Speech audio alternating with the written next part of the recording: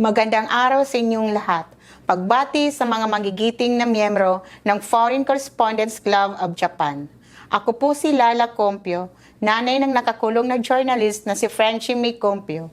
Sa ngalan ng aking anak, ipinapaabot namin ng taus-pusong pasasalamat sa pagbibigay ng parangal kay Frenchie sa inyong Press Freedom Awards Night. Kagagaling ko lang kanina sa Women's Correctional para bisitahin si Frenchie. Sabi nila, okay naman sila doon at nakapag-adjust na. Higit 6 na taon nang nakakulong si Frenchie, Mariel at Chakoy na sabay-sabay hinuli noong February 2020. Ngayong sa Maynila na siya inilipat na kulungan, lalo pang nalayo si Frenchie sa amin, sa kanyang pamilya, kaibigan at mga mahal sa buhay. Kailangan pa naming lumipad papuntang Maynila para lang mabisita siya. Malayo na siya sa Samar at Leyte, ang mga lugar na kinalakihan at pinakamamahal niya. Pero kahit na malayo si Frenchie sa amin, mapayapa ang aking loob bilang ina dahil sa dami ng sumusuporta at lumalaban para sa kanila. Mga kaibigan, hindi kakilala, mga kapwa Pilipino at mga taga-ibang bansa. Noong lumiit ang mundo ng aking anak at natigil sa kulungan, doon din lumawak ang mundo namin bilang isang pamilya.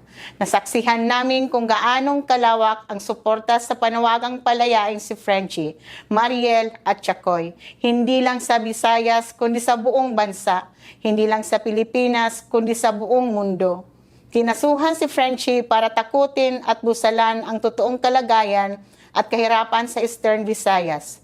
Pero dahil sa pagkakulong niya, ito rin ang nagbigay daan para makita ang mga nasa ibang lugar kung gaano katindi ang panunupil sa aming probensya at sa iba pang lugar sa Pilipinas.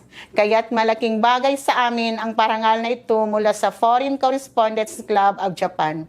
Pinapatunayan nito na marami ang nagmamalasakit kay Frenchie, marami ang naghahangad ng kanilang paglaya, at marami pa ring matatapang na journalist katulad ninyo na tumitindig sa katotohanan at hustisya. Kaya't mula sa aming pamilya, salamat sa pagkilala, sa suporta, at sa pakiisa ninyo sa amin at aming laban. Salamat sa paggawad ng parangal hindi lang sa mahuhusay na journalist, kundi sa mga taong nagtatanggol sa journalism, sa kabila ng malalaking hamon sa paglalahad ng katotohanan. Sama-sama nating ipanawagan, palayain si Frenchie May, Mariel at Chakoy, itaguyod ang malayang pamamahayag. Maraming salamat.